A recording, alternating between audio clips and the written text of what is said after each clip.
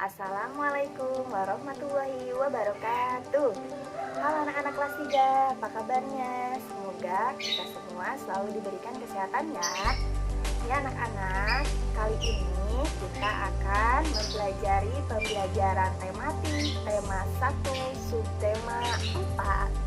Di subtema 4 kita akan mempelajari materi tentang mengenal pertumbuhan dan perkembangan tumbuhan. Di materi sebelumnya kita sudah menjelaskan tentang materi pertumbuhan dan perkembangan pada hewan. Sekarang kita akan mempelajarinya pada tumbuhan.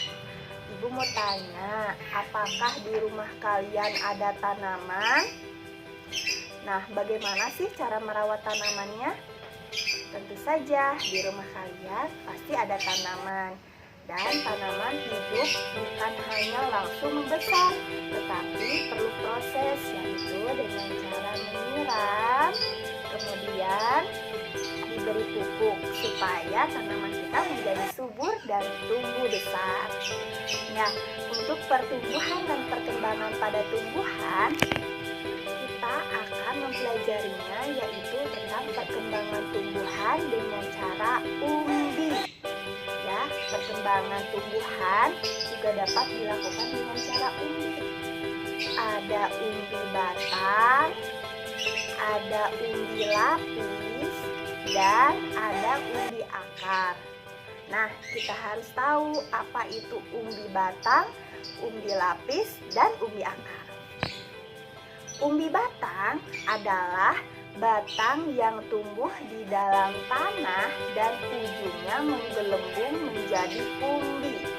Contohnya adalah kentang dan ubi jalar. Yang kedua yaitu umbi lapis. Umbi lapis adalah merupakan pelepah daun yang berlapis-lapis. Contohnya adalah bawang merah dan bawang putih. Yang ketiga ada umbi akar. Umbi akar adalah akar yang membesar berisi cadangan makanan. Contohnya adalah wortel, lobak, dan singkong. Setelah kita tahu jenis umbi-umbian, nah ternyata umbi-umbian juga sangat bermanfaat bagi kita. Salah satunya umbi-umbian bisa kita olah menjadi makanan. Salah satunya yaitu keripik singkong dan getuk seledri.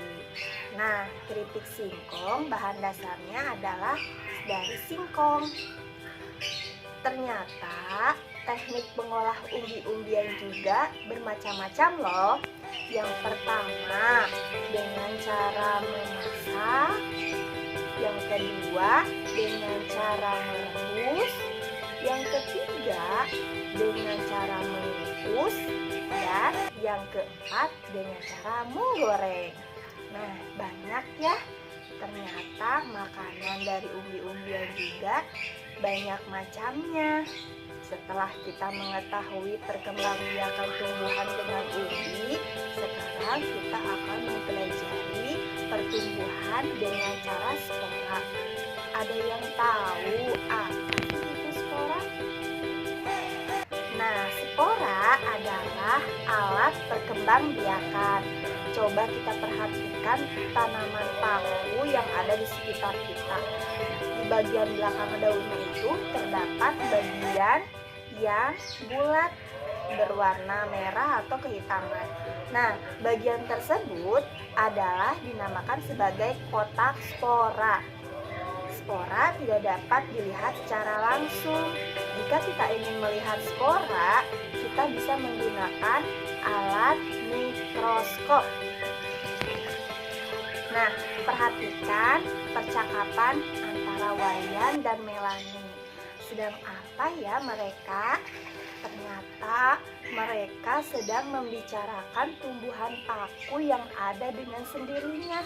Ternyata tanaman ini tidak mempunyai biji, melainkan berkembang biak dengan cara spora, yaitu bentuk spora dapat diterbangkan digoyangkan oleh angin karena bentuknya yang halus, sehingga butiran spora akan jatuh ke tanah dan tertanam dengan sendirinya.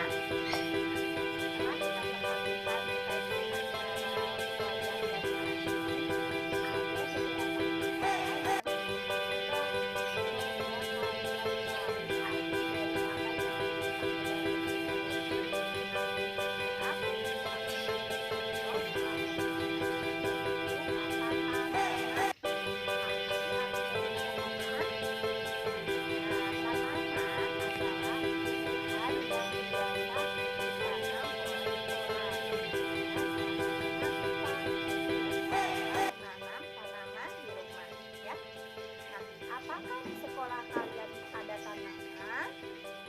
Ya, tentu saja ada. Biasanya kita sebagai warga sekolah selalu mengadakan kegiatan ini. Para siswa dibagi menjadi beberapa kelompok. Ada kelompok yang membersihkan halaman sekolah dan ada kelompok yang membersihkan halaman sekolah.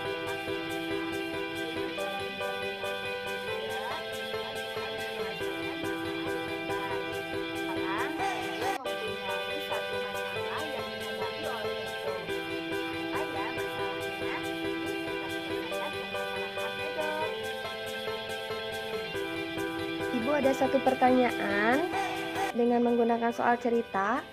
Edo memiliki tanaman jambu yang ditanam dengan cara mencangkok. Pohon jambu Edo berbuah sebanyak 126 buah. Edo ingin menyimpan jambu tersebut di 3 tempat. Isi setiap tempat sama banyak. Nah, berapa jambu yang ada pada setiap tempat tersebut? Sekarang kita akan menjawabnya ya. Nah, yang pertama, diketahui bahwa Edo itu mempunyai pohon jambu sebanyak 126 buah.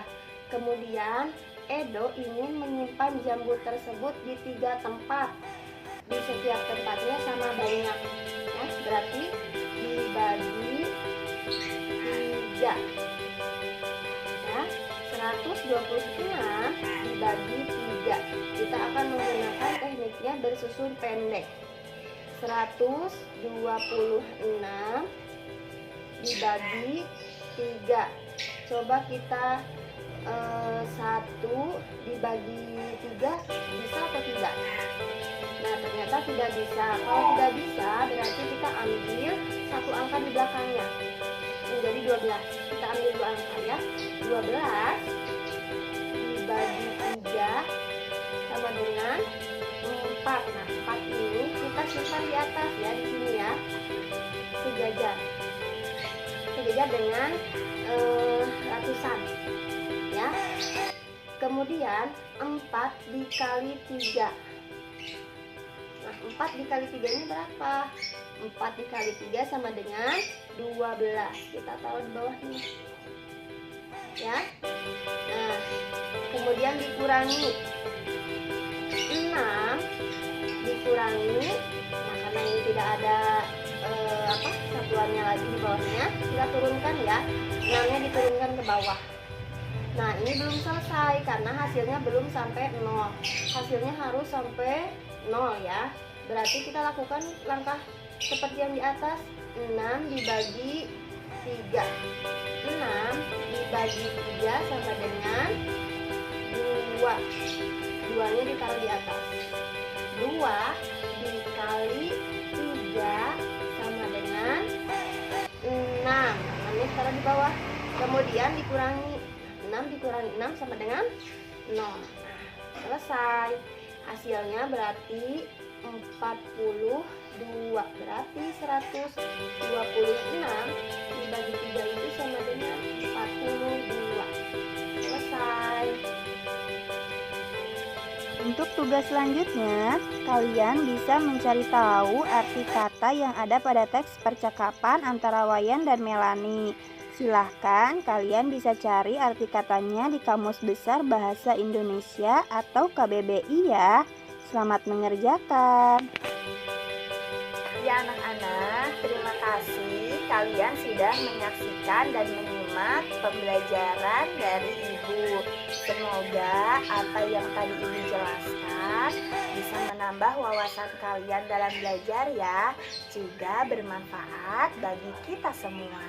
Terima kasih. Wassalamualaikum warahmatullahi wabarakatuh.